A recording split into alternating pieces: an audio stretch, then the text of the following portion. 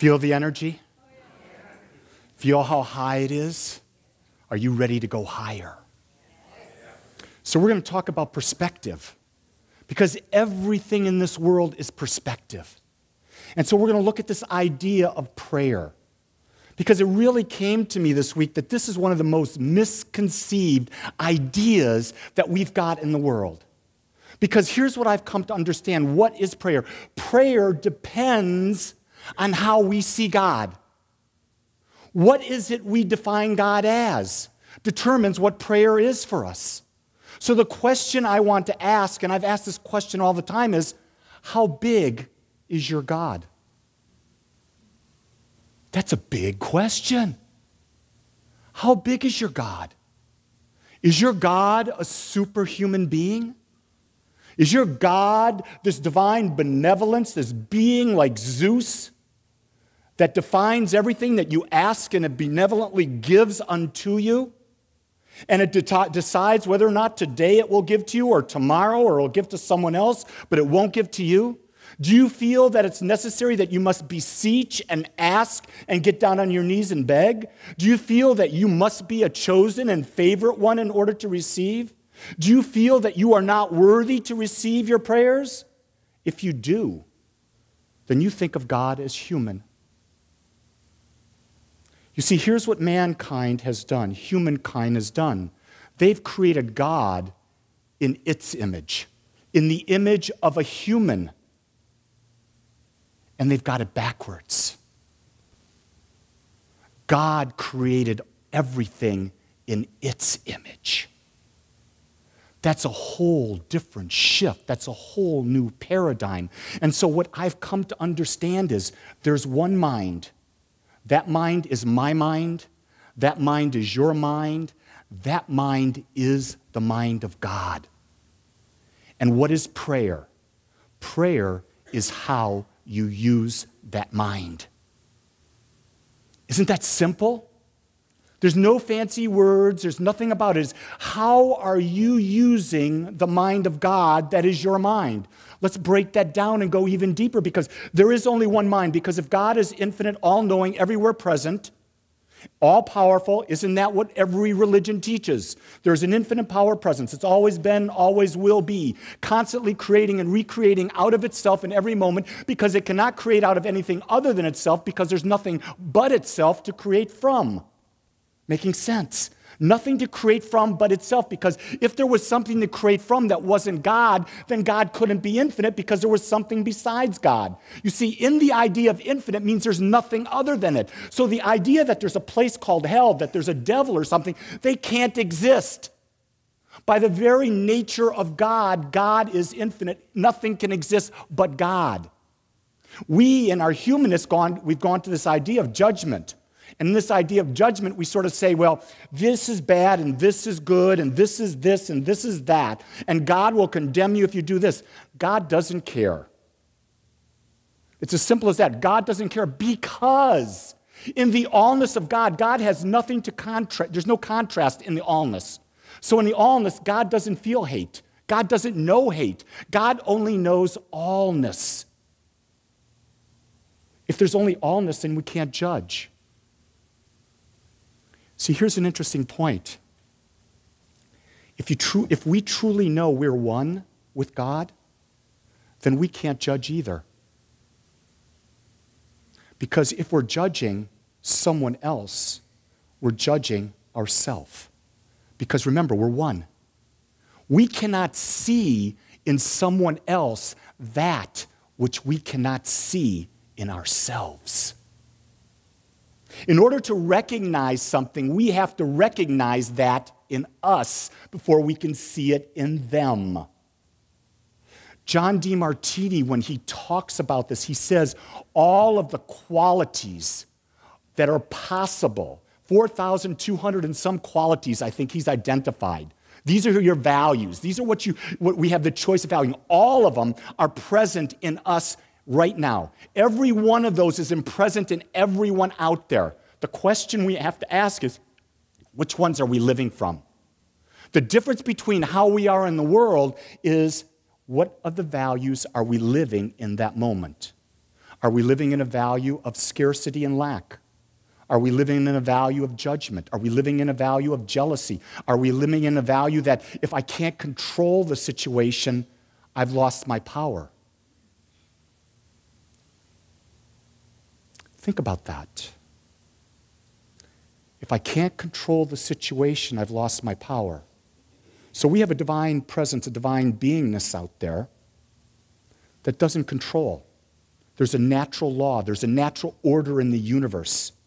That's how this universe functions, by a natural law, a natural order. So God doesn't judge. It allows the order, the law, to just bring forth. Now, if we could just do that, all judgment, all worry, everything would come out of it.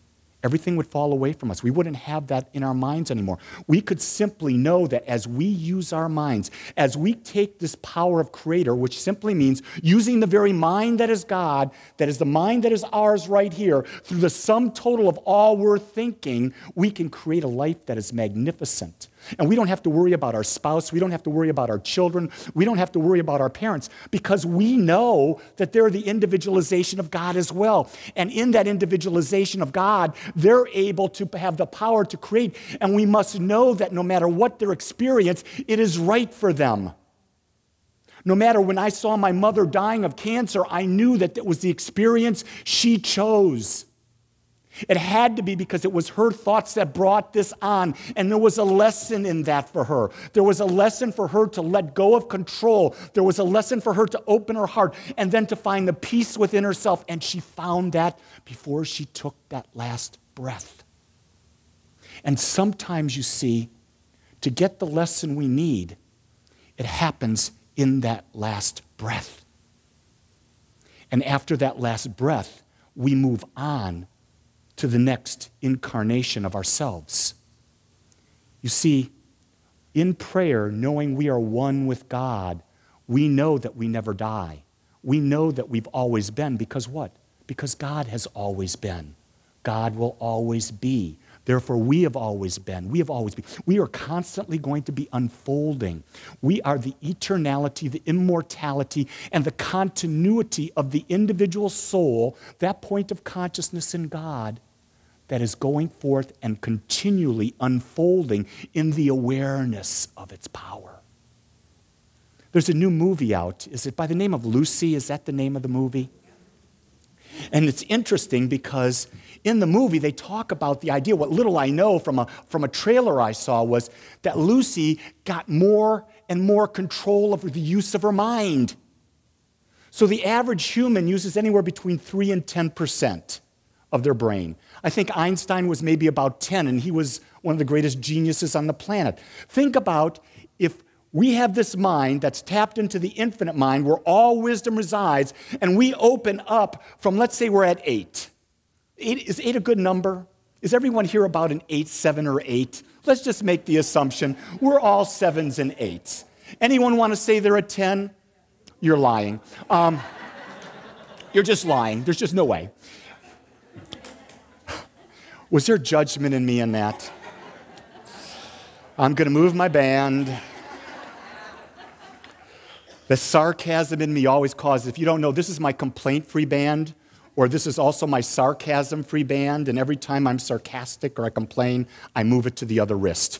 It's there to remind me that I'm trying to purify. Well, it's been said I cannot be purified, but I'm trying to become more aware of how I think.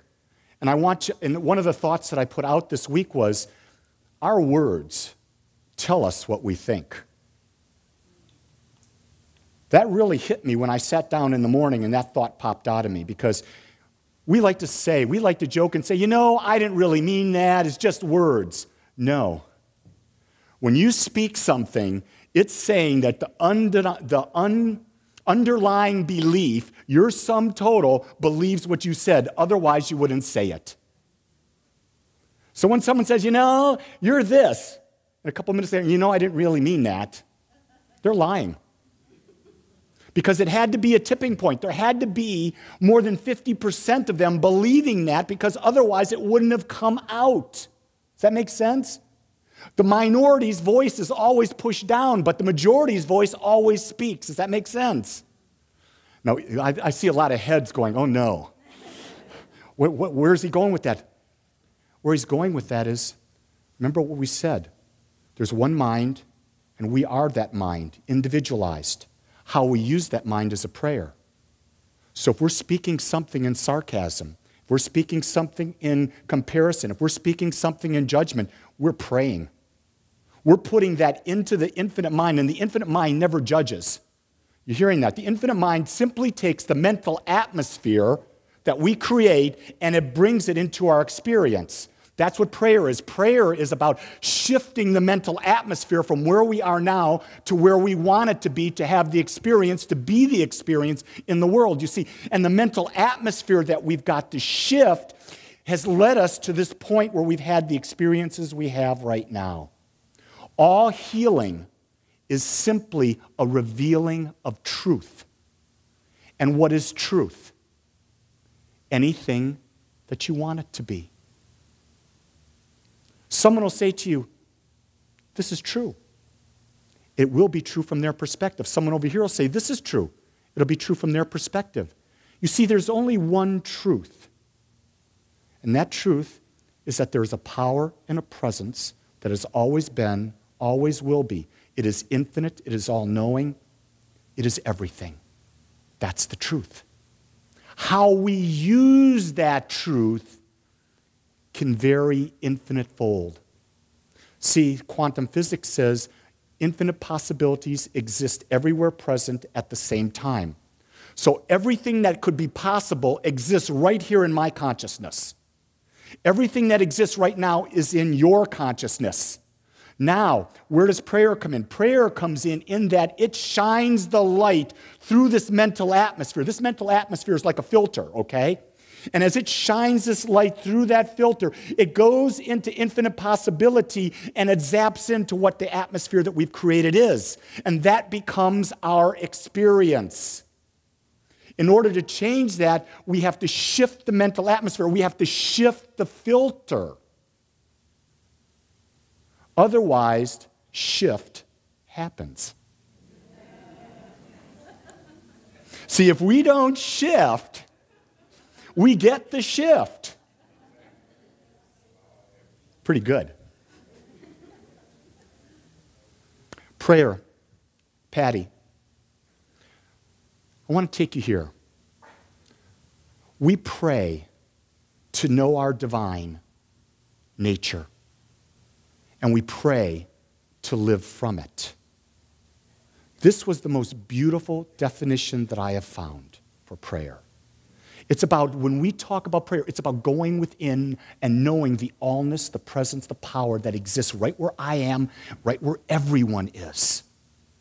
Once I recognize that, then I am illumined. Remember, we have the awakened idea. We have this thing, I am illumined. Jesus was illumined. Buddha was illumined. How were they illumined? They recognized the divine presence within them and the divine presence within others. And then it is from that presence that they lived. You notice I said we live from it. And you notice it is in capital letters. Because the divine is not he, the divine is not she. The divine is everything, so isn't it the best way to describe it? So what is it? You can't describe it. It's without definition. So many people want to put these labels on God. So many people want to walk up to someone and put a label on her. Wait a second, she's got an expression. How can you label her? She's free to be anything she wants in any moment, at any time. She has no bounds. She is free. Her mind is tapped into infinite source. It is guiding and directing her, and as she opens that mind up, she gets to have that experience because that's how the law works. You see, when we look at someone and we attach words and we label those people, we are not recognizing that we're one with God, because if we were one with God, we wouldn't label them, because by labeling them, we're labeling ourselves. Does that make sense? Do you see? So when we're looking at politicians and they're labeling this and labeling that, are they coming in a state of oneness? No, so what do? We have to not judge them for their crazy views. Oh, did I slip that one in?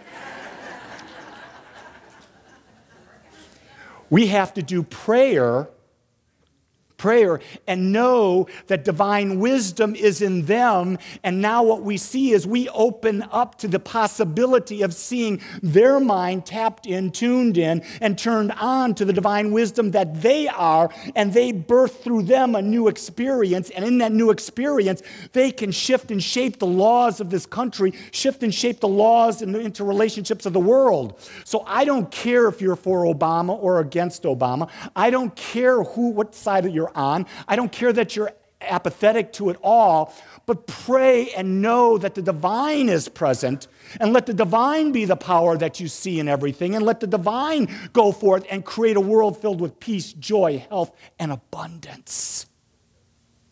Think about that. Isn't that what we're seeking for ourselves? And if we're seeking that for ourselves, we must seek it for the world, because we cannot be isolated. Why can't we be isolated? Because we're all one. Gene and I went to like a Cirque Olay show, tribute to Michael Jackson, on Friday night. And I was sitting there and I was watching songs by Michael I'd never heard before, with all of this extravagant light show and acrobats and dancers going on. And I realized how sensitive this man was to the conditions of the world, and how much pain he was living in because his ideas of the world were not what his experience was. It really hit me as I watched this video of him at 8 years old singing this beautiful song. I forget the song. Want You Back. And I realized he never had his childhood. Think about that. And what is our childhood? Our childhood is the time of our life when we are most tapped into the divine, when our minds have not been so clouded with all of the materialism, with all of the opinions, with all of the philosophy.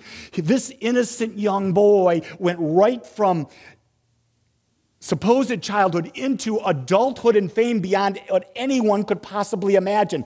He literally, I don't want to say he was robbed, because he was part of the atmosphere and the culture that went there, but later on it demonstrated in his life he wanted to go back and be life as a child. The question is, don't you? I do. What did Jesus say? You can only see or come into heaven through the consciousness or through the eyes of a child. Because a child doesn't judge. A child only sees the possibility. A child only sees love. A child is always enthusiastic. One of the things I want to clarify right now is that we've got this idea that we're a positive thinking movement. I want you to know we are not into positive thought. I think positive thought and that whole idea is one of the biggest misnomers that is ever put out there. We are into the movement of directed thought. You see that? Because there's positive means judgment. They're saying if there's positive, there must be negative. Am I right?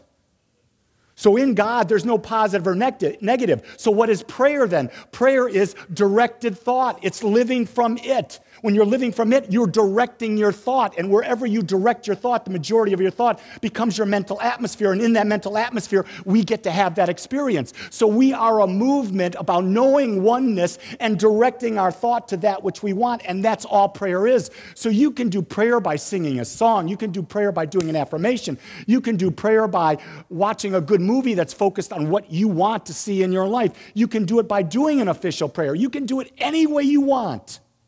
There is no right way. Everyone in this room right now knows how to pray, because everyone right now can see what they want and can speak it as if it were already now.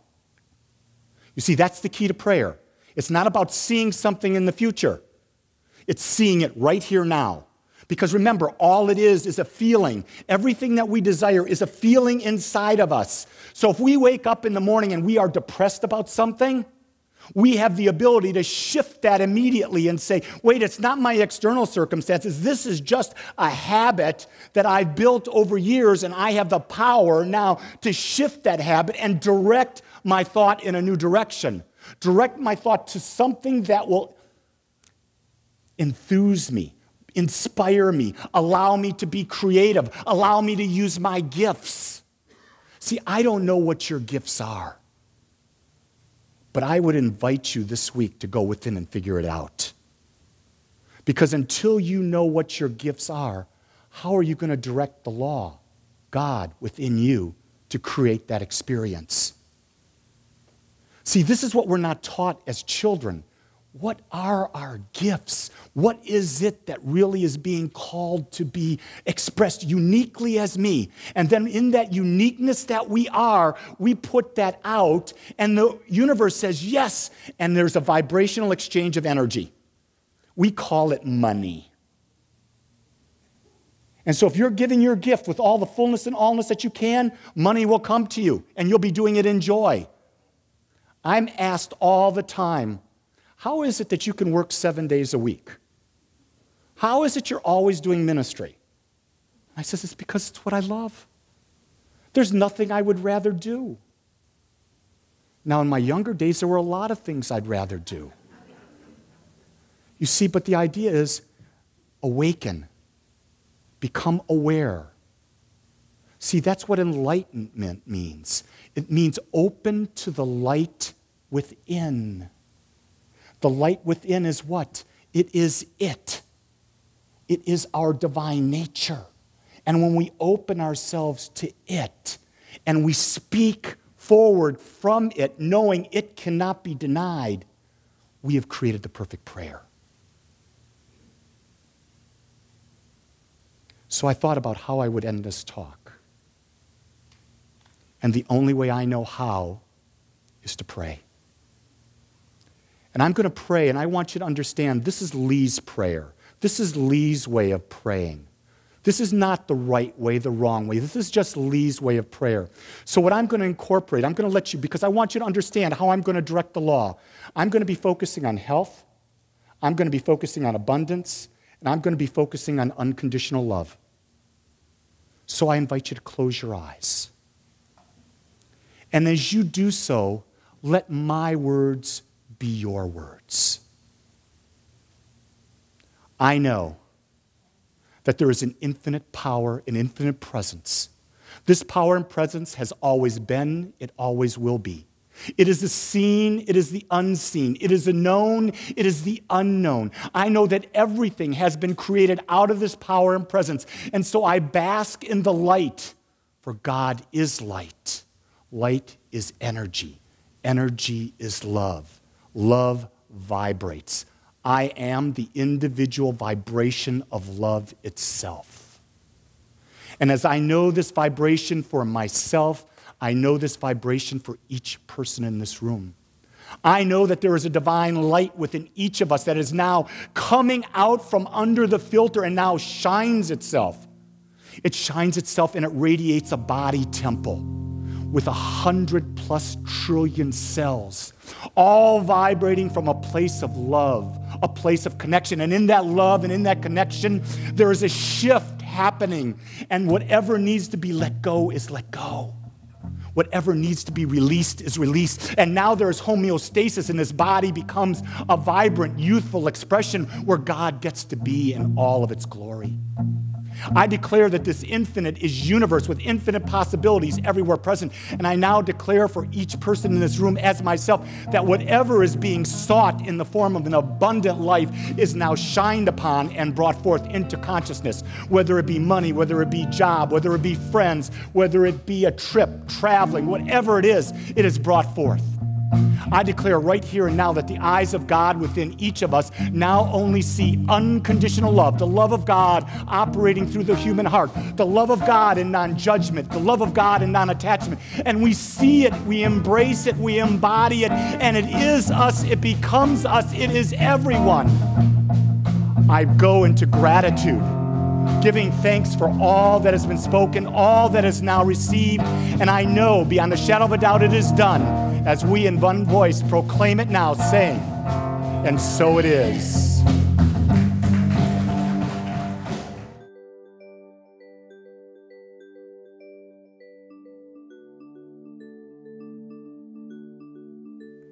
I want to thank you for joining us today. I am so grateful that you took your time to watch or listen to this message. If you found this message beneficial, I would ask you to go to our website. Once there, click on the Contribute button and experience the joy of conscious and purposeful giving. It is through your gifts that we are able to bring this message to the world. I would also ask you to please share this message with anyone you feel might benefit. Again, I want to thank you for joining me and the Agape community as together we bring joy to life.